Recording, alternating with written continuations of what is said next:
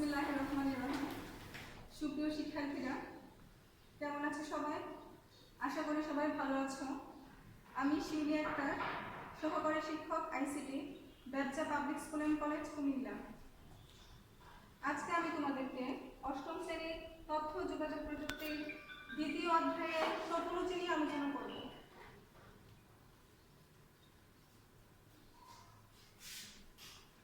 এই পাঠ শেষে শিক্ষার্থীরা বিভিন্ন প্রকার টপোলজি সম্পর্কে ব্যাখ্যা করতে পারবে, বিভিন্ন প্রকার টপোলজির সচিত্র বর্ণনা করতে পারবে এবং বিভিন্ন প্রকার টপোলজির পার্থক্য নির্ণয় করতে পারবে।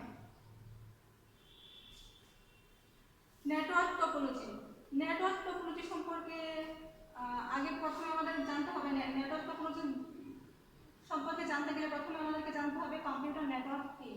তোমরা জানো যে কম্পিউটার নেটওয়ার্ক হচ্ছে দুই বা অধিক কম্পিউটারকে কোনো যোগাযোগ মাধ্যম দিয়ে জুড়ে দিলে যদি এরা একে অন্যের সাথে তথ্যের আদান প্রদান করতে পারে তখন তাকে কম্পিউটার নেটওয়ার্ক বলা হয়। তো নেটওয়ার্ক টপোলজি হচ্ছে নেটওয়ার্কে অবস্থিত কম্পিউটারগুলিকে জুড়ে দেওয়ার কৌশল। তাহলে আমরা বলতে পারি একটি কম্পিউটার নেটওয়ার্কে একটি কম্পিউটার বা ইলেকট্রনিক যন্ত্রপাতির সাথে অন্য একটি কম্পিউটার বা ইলেকট্রনিক যন্ত্রপাতির যে সংযোগ কৌশল সেই সংযোগ কৌশলকে বলা হয় নেটওয়ার্ক টপোলজি। নেটওয়ার্ক টপোলজিতে মূলত নিম্নলিখিত কয়েক ভাগে ভাগ করা হয়েছে আমাদের বইয়ে: bus topology, star topology, ring topology, tree topology এবং ম্যাশ টপোলজি। আমি এখন তোমাদেরকে বাস টপোলজি সম্পর্কে বলবো। Bus topology. বাস টপোলজিতে একটা মূল ব্যাকবোন লাইন থাকে। তোমরা দেখতে পাচ্ছ এটা হচ্ছে মূল ব্যাকবোন লাইন এবং এই মূল ব্যাকবোন লাইনের সাথে সবগুলো কম্পিউটার যুক্ত থাকে। এবং এই টপোলজিতে কোনো একটা কম্পিউটার যদি অন্য আরেকটা কম্পিউটারকে তথ্য পাঠাতে চায় তাহলে সেই তথ্যটা এই বাসের মধ্যে দিয়ে প্রত্যেকটা কম্পিউটারে গিয়ে পৌঁছাবে। তবে যেই কম্পিউটারের জন্য এই তথ্যটা পাঠানো হয়েছে মূলত সেই কম্পিউটারে গিয়ে তথ্যটা পৌঁছবে আর বাকি কম্পিউটারগুলো সেই তথ্যটাকে উপেক্ষা করবে। তার মানে হচ্ছে যদি বাস টপোলজিতে এই কম্পিউটারে কোনো তথ্য পাঠাতে চায় তাহলে সেই তথ্যটা বাসে উপস্থিত প্রত্যেকটা কম্পিউটারে পৌঁছে যাবে। তবে যার কাছে পাঠানো হয়েছে এই কম্পিউটারের কাছে পাঠানো হয়েছে তাহলে শুধু এই কম্পিউটারে কি করবে, তথ্যটাকে রিসিভ করবে আর বাকি সবাই এই তথ্যটা উপেক্ষা করবে। বাস টপোলজির কিছু সুবিধা রয়েছে। সুবিধাগুলি হচ্ছে এই টপোলজিটা খুব সহজেই তৈরি করা যায় এবং ছোট আকারের নেটওয়ার্কের জন্য এই টপোলজিটা খুবই উপযোগী। তাছাড়া বাস টপোলজিতে যদি কোনো কারণে তোমরা দেখতে পাচ্ছ এখানে যে কম্পিউটারগুলো যুক্ত আছে, যদি কোনো কারণে কোনো একটা কম্পিউটার নষ্ট হয়ে যায় তাহলে পুরো নেটওয়ার্কের উপর কোনো ধরনের প্রভাব পড়ে না। বাস টপোলজির অসুবিধা হচ্ছে বাস টপোলজি ডেটা ট্রান্সমিশনের গতি কম এবং প্রধান যে অসুবিধাটা সেই অসুবিধা হচ্ছে তোমরা এখানে দেখতে পাচ্ছ যে এখানে একটা মূল ব্যাকবোন লাইন আছে। তো কোনো কারণে যদি এই মূল ব্যাকবোন লাইনে কোনো ধরনের সমস্যা হয় তাহলে সম্পূর্ণ নেটওয়ার্কটা অচল হয়ে যাবে। আশা করি তোমরা বুঝতে পেরেছো।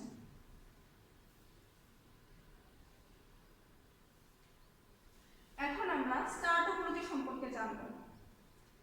স্টার টপোলজি তোমরা ছবিটার দিকে খেয়াল করো। ছবিতে দেখো একটা কেন্দ্রীয় হাব বা সুইচ আছে। তাহলে আমরা বলতে পারি আর আরেকটু খেয়াল করো, এই কেন্দ্রীয় হাব বা সুইচের সাথে প্রত্যেকটা কম্পিউটারে কি আছে, যুক্ত আছে। তাহলে আমরা বলতে পারি যে টপোলজিতে একটি কেন্দ্রীয় হাব বা সুইচের সাথে অন্যান্য কম্পিউটারগুলো যুক্ত থাকে সেই টপোলজিকে আমরা স্টার টপোলজি বলতে পারি।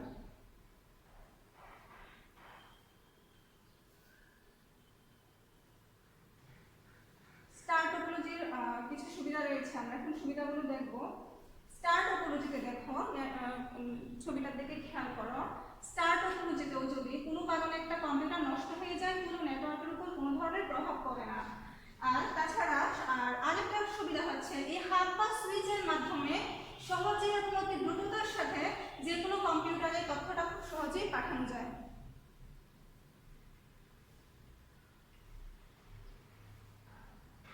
স্টার টপোলজির অসুবিধা হচ্ছে কেন্দ্রীয় অবস্থানে থাকা হাব বা সুইচ যদি কোনো কারণে নষ্ট হয়ে যায় তাহলে পুরো নেটওয়ার্কই অচল হয়ে যাবে।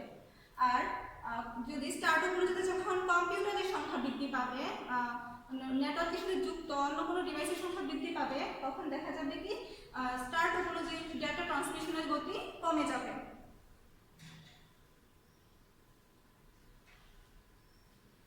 আশা করি তোমরা সবাই বুঝতে পারছো। এখন আমরা রিং টোপোলজি নিয়ে আলোচনা করব। রিং টোপোলজিতে দেখো, ছবিটার দিকে খেয়াল করো। রিং টোপোলজিতে একটা কম্পিউটার তার পার্শ্ববর্তী দুইটা কম্পিউটারের সাথে সংযুক্ত থাকে এবং ছবিতে কি দেখতে পাচ্ছেন ছবিটা হচ্ছে একটা রিং এর মতো। আর এই রিং টোপোলজিতে কোনো একটা কম্পিউটার যদি অন্য একটা কম্পিউটারে তথ্য পাঠাতে চায়, সেটা বৃত্তাকার আকারে ঘুরতে থাকে এবং এটা একমুখী তথ্যটা ঘুরতে থাকে। তো এই কম্পিউটার যদি এই কম্পিউটারের কাছে কোনো একটা তথ্য পাঠাতে চায়, সেই তথ্যটা প্রথমে এই কম্পিউটারের কাছে আসবে এবং এই কম্পিউটার যদি তথ্যটা তার হয় তাহলে সে রিসিভ করবে, আর যদি তার না হয় তাহলে সে পরবর্তী কম্পিউটারে পাঠিয়ে দিবে।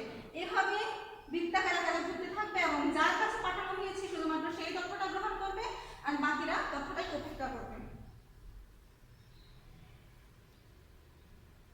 আর রিং টোপোলজির সুবিধা হচ্ছে, রিং টোপোলজিতে দেখো, এই টোপোলজিতে কোনো ধরনের কেন্দ্রীয় সার্ভারের প্রয়োজন হয়নি। এর আগে আমরা দেখেছিলাম স্টার টোপোলজি। তো স্টার টোপোলজিতে কিন্তু কেন্দ্রীয় সার্ভারের প্রয়োজন হয়েছে, আর বাস টোপোলজিতে একটা মূল ব্যাকবোন লাইন লাগছে। কিন্তু এই রিং টোপোলজিতে কোনো ধরনের কেন্দ্রীয় সার্ভারেরও প্রয়োজন হয় না, ব্যাকবোন লাইনেরও প্রয়োজন হয় না। আর রিং টোপোলজিতে অবস্থিত প্রত্যেকটা কম্পিউটারেরই গুরুত্ব সমান। রিং টোপোলজির প্রধান অসুবিধা হচ্ছে, রিং টোপোলজিতে কোনো কারণে যদি একটা কম্পিউটার নষ্ট হয়ে যায়, পুরো নেটওয়ার্কই অচল হয়ে পড়ে। আর রিং টোপোলজির নেটওয়ার্কে কোনো ধরনের সমস্যা হলে সেই সমস্যা নিরূপণ করা অনেক কঠিন।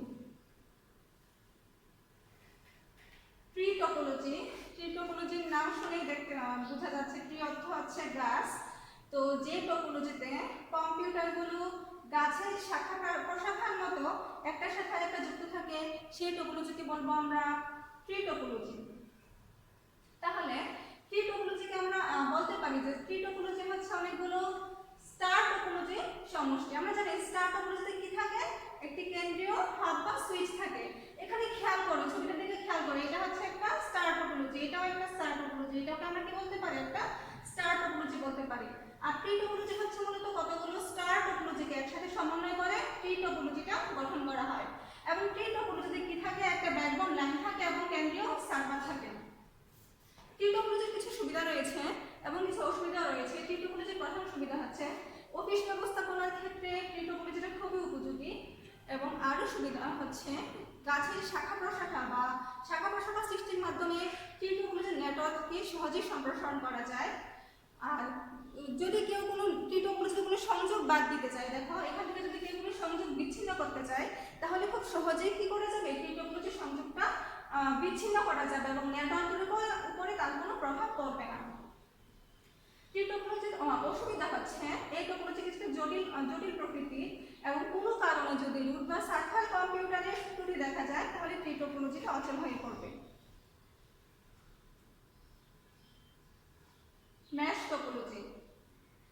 মেশ টোপোলজিতে দেখো, প্রত্যেকটা কম্পিউটার নেটওয়ার্কযুক্ত অন্য সবগুলো কম্পিউটারের সাথে যুক্ত থাকে। যদি একটা নেটওয়ার্কে কম্পিউটারের সংখ্যা 5টি হয়, তাহলে মেশ টোপোলজিতে সে 4টি লাইনের মাধ্যমে বাকি কম্পিউটারগুলোর সাথে যুক্ত হবে। তাহলে মেশ টোপোলজি হচ্ছে যে টোপোলজিতে প্রত্যেকটা কম্পিউটারের সাথে সংযুক্ত থাকে, তাকে বলা হবে মেশ টোপোলজি। দেখো এখানে মোট 6টি কম্পিউটার আছে। তো 6টি কম্পিউটার দেখো, বাকি এইটা বাদে আর কয়টা কম্পিউটার আছে, এখানে 5টা কম্পিউটার আছে। বাকি 5টা কম্পিউটারের সাথে কিন্তু এই কম্পিউটারটা যুক্ত। তোমরা লাইনগুলি দেখো 1 2 3 4 5। তাহলে মেশ টোপোলজিতে প্রত্যেকটা কম্পিউটার নেটওয়ার্কযুক্ত অন্যান্য সবগুলো কম্পিউটারের সাথে সংযুক্ত থাকে।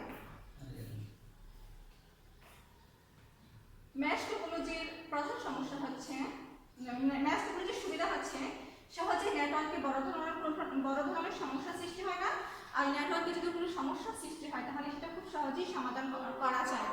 মেশ টোপোলজির প্রধান সুবিধা হচ্ছে মেশ টোপোলজিতে ডাটা ট্রান্সমিশন দ্রুত গতিতে হয়ে থাকে। মেশ টোপোলজি ব্যবহারের অসুবিধা, ম্যাশ টপোলজিতে ম্যাশ টপোলজির যে নেটওয়ার্কটা আছে এই নেটওয়ার্কের ইনস্টলেশন এবং কনফিগারেশন খুব জটিল প্রকৃতির। আর ম্যাশ টপোলজির আরেকটা অসুবিধা হচ্ছে ম্যাশ টপোলজি তৈরি করতে খরচের পরিমাণ বেশি লাগে। কারণ তোমরা খেয়াল করো, ছবিটার দিকে দেখো, যে এখানে দেখো প্রত্যেকটা কম্পিউটারের সাথে কি লাগতেছে, অতিরিক্ত কেবল লাগতেছে।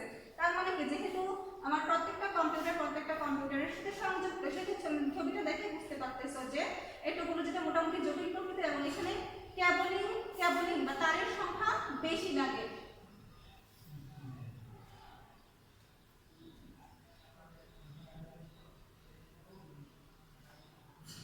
মূল্যায়ন, আচ্ছা দেখো, হাফ লাগে কোন টপোলজিতে? বলো তো তোমরা, হাফ কোন টপোলজিতে লাগে? আমরা জানি হাফ লাগে স্টার টপোলজিতে। কারণ স্টার টপোলজিতে কম্পিউটারগুলো একটি কেন্দ্রীয় হাব বা সুইচের সাথে সংযুক্ত থাকে এবং ওই কেন্দ্রীয় হাব বা সুইচের মাধ্যমে কি করে, এক কম্পিউটার থেকে আরেক কম্পিউটারে তথ্য পাঠানো হয়। কোন টপোলজিতে ব্যাকবোন বিদ্যমান? বলো তো কোন টপোলজিতে ব্যাকবোন বিদ্যমান? ব্যাকবোন বিদ্যমান থাকে বাস টপোলজিতে। কারণ আমরা জানি বাস টপোলজিতে কম্পিউটারগুলো একটি প্রধান সংযোগ লাইনের সাথে সংযুক্ত থাকে।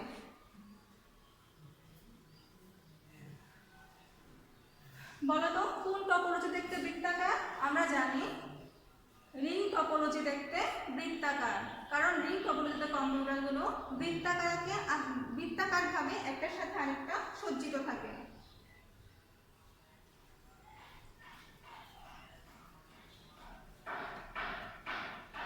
তোমাদের বাড়ির কাজ থাকবে টপোলজি কাকে বলে, বিভিন্ন প্রকার টপোলজি বর্ণনা। তোমরা এই প্রশ্নটা লিখবা এবং শিখবা। ধন্যবাদ সবাইকে, আজকে এই পর্যন্ত।